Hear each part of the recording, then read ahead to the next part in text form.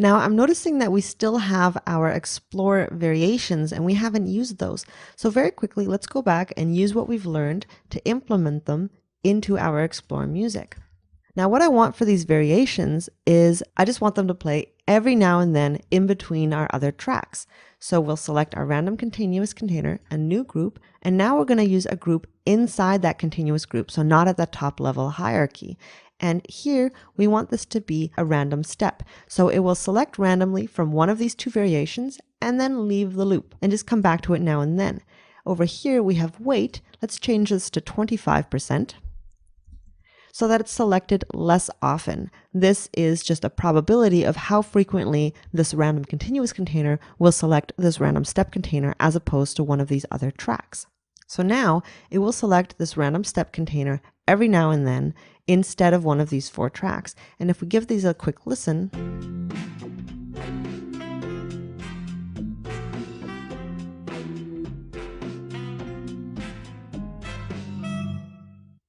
they just have this like nice walking bass at the end that makes them a little bit different. So that's how we can create layers and layers of functionality. But of course, actually, we wanted to look at our additional functionality that we have over here in our music segment. And what I want to show you is that, as I mentioned before, rather than selecting random step or sequence step, we can also select switch. And for that, let's actually select a copy of this container and paste it. And we'll call this switch, because we're going to have to tear it apart a little bit to get it to do what we want. As I mentioned before, music tracks are a little bit more limited than what we can do at higher hierarchies. And so that means if we're selecting switch instead of random or step, we can't put inside that switch the random or step the way that we were doing in the actor mixer hierarchy. This is the bottom level. So that means that now we have to select via a switch between these 4 tracks. We can't have any variation. And if we're doing a switch, there can't be any variation between these 2 switch options, which is okay sometimes, but that might not always be what you want. If you want randomization in your tracks, you're going to have to work at a higher level, which we'll look at later. You can also use switch containers that allow you to switch between playlist containers, but for now, I want to show that you can also do some basic switching at a very low level. So in order to do this, I'm actually going to delete all of these horn tracks and 2 of these subtracks. So we just have 2 options of horns.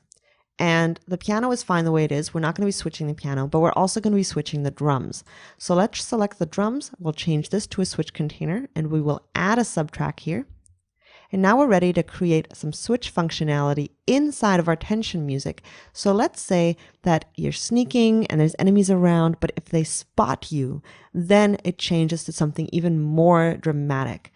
And so for that, we'll go inside music tension spotted. And you'll notice that here we have horns and drums. Ignore the stinger for now. We'll look at that later. So let's bring those in. We'll bring the drums into that drum subtrack, and we'll bring the horns into the horn subtrack. And you might notice right away that the drums track isn't long enough. So as I mentioned before, you can grab that blue square, and now it is the correct length. So how do we get these to switch between them? So as you may already know, we want to go over to GameSync for starters, and we want to create a switch. So let's start by creating a music work unit. And inside this, we're going to create a switch called spotted, and just 2 basic switches, yes and no. Come back over to our audio, our attention switch, and you'll notice that we don't actually have any control over where we're connecting that switch right now. So in order to get that functionality, you actually have to select that track.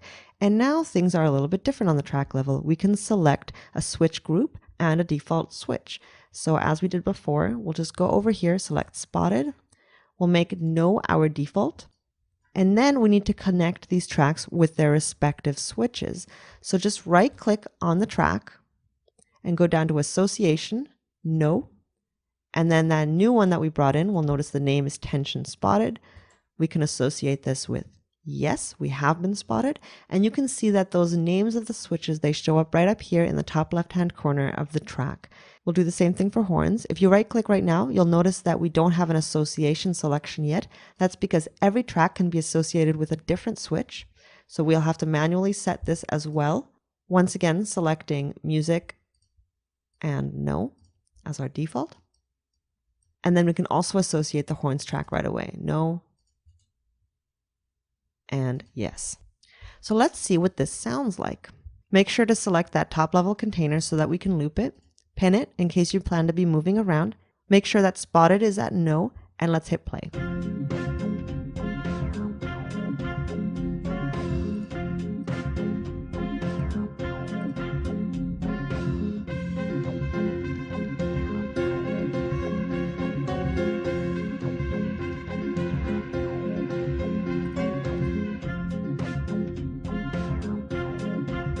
Well, that's great, only it took quite a while to switch over, didn't it? And so if this is a really dynamic scene where enemies might spot you for a second and then you hide right away, we might not even hear that change in the music.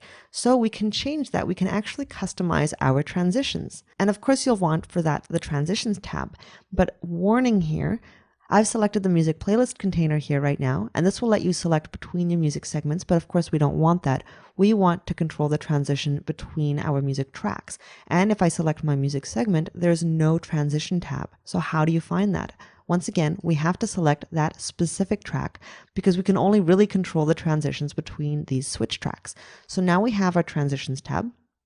We'll just select that and select any to any. Now, you'll notice that a lot of this functionality is grayed out. We won't be able to use as much functionality as we will be able to look at later in our music playlist containers. So just be aware that you won't be able to do everything we're looking at later.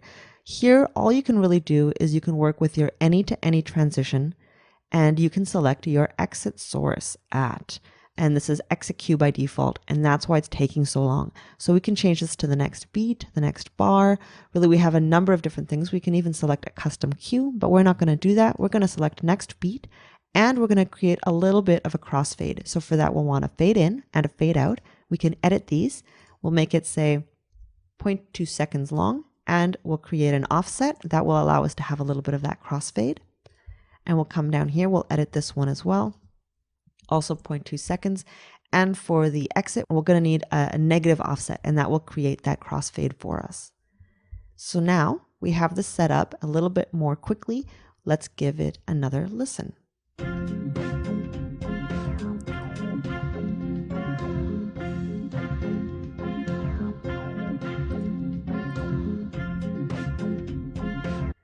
So you notice that there was a change on the drums, but not on the horn.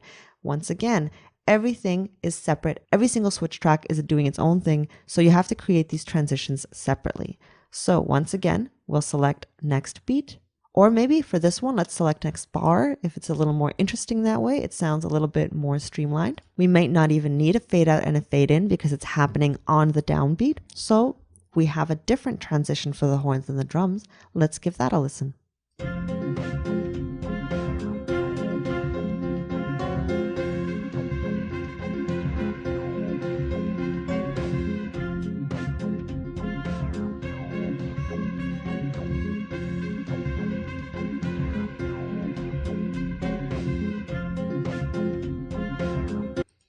So it's up to you which one you prefer. I think that sounds a little bit smoother than if we were moving on the next beat. We can sample it just to see.